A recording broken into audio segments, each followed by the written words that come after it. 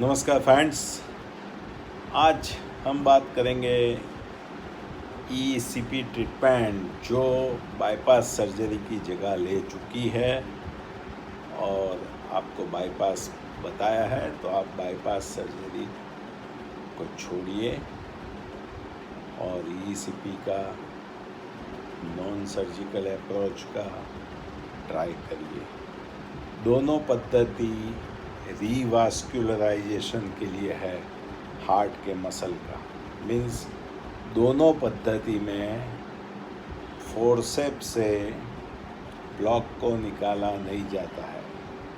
खाली bypass surgery में छाती में या हाथ में से आर्टरी अथवा पैर में से वेन को रिवर्स करके एक सादा ब्लॉक के ऊपर और एक सादा ब्लॉक के नीचे लगाया जाता है। ईसीपी में प्रेशर से नलियाँ खुलती हैं, एंजियोजेनेसिस होता है, और जो सुषुप्त अवस्था में नलियाँ हैं वो भी एनलार्ज होके खुलती है, तो उसको आर्टीरियोजेनेसिस बोलते हैं। और हृदय को भरपूर मात्रा में रीवास्कुलराइजेशन बाईपास से भी अच्छा चारों तरफ से मिलता है। तो हृदय रोग की ट्रीटमेंट का मेन कारण ब्लॉकेज से ब्लड सप्लाई कम होना, तो ब्लॉकेज को दवाइयाँ से और इंजेक्शन से आप कम कर दो। आप लाइफस्टाइल खुराक से ब्लॉकेज को बढ़ने ना दो।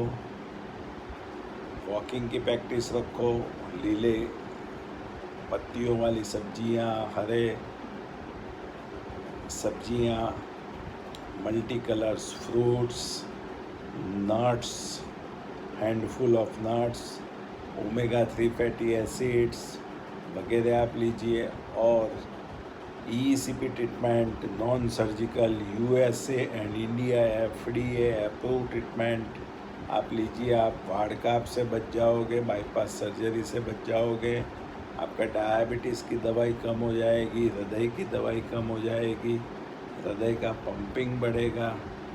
मेन चीज़ है हृदय रोग की ट्रीटमेंट में है वो ऑक्सीजन वाला ब्लड मिलना, मीन्स रीवास्कुलराइजेशन, जो बाईपास में भी ऐसा होता है लेकिन वो सर्जरी से होता है, ट्रॉमा से होता है।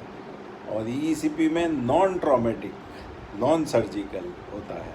तो ईसीपी इसीलिए US FDA ने पास किया है और बहुत ही साइंटिफिक मिरेक्युलस थेरापी है।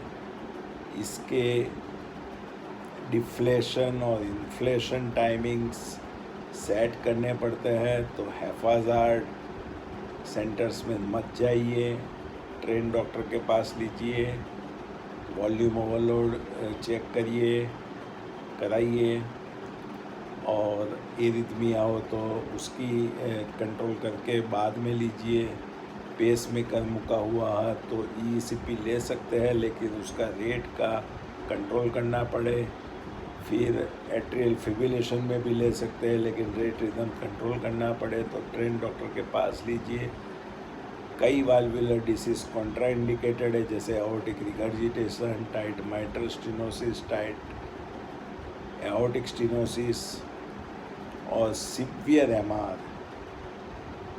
जो कॉन्ट्राइंडिकेटेड है। पल्मोनरी हाइपरटेंशन कॉन्ट्राइंडिकेटेड है, लेकिन पल्मोनरी हाइपरटेंशन में इसके स्पेशल प्रोटोकॉल आते हैं जो ईसीपी पेशेंट्स ले सकते हैं। तो ईसीपी ओवरऑल बाईपास से 99% लेस कॉम्प्लिकेशंस एंड बाईपास से अच्छा रिज़ल्ट। हृदय के मसल को ऑक्सीजन वाला ब्लड मिलना, वही हार्ट की ट्रीटमेंट का तात्पर्य है।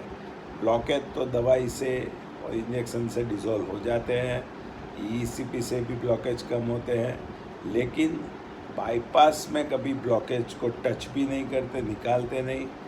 ईसीपी में भी प्रेशर से नलियाँ खुलती है, नेचुरल बाईपास होता है, एंजियोजेनेसिस, आर्टीरियोजेनेसिस होती है, growth factor, vascular growth factor से नई नई नलियाँ बनती है, नाइट्रस ऑक्साइड डोनेशन होता है, स्टेम सेल का सिक्रीशन होता है, एटीपी सिक्रीशन बढ़ता है, हृदय का पंपिंग बढ़ता है, डायस्टोलिक फंक्शन खास बढ़ता है, सिस्टोलिक फंक्शन भी बढ़ता है। तो हार्ट फेलियर के पेशेंट्स को ईईसीपी ने ईईसीपी को अप्रूव किया है यूएस एफडीए ने।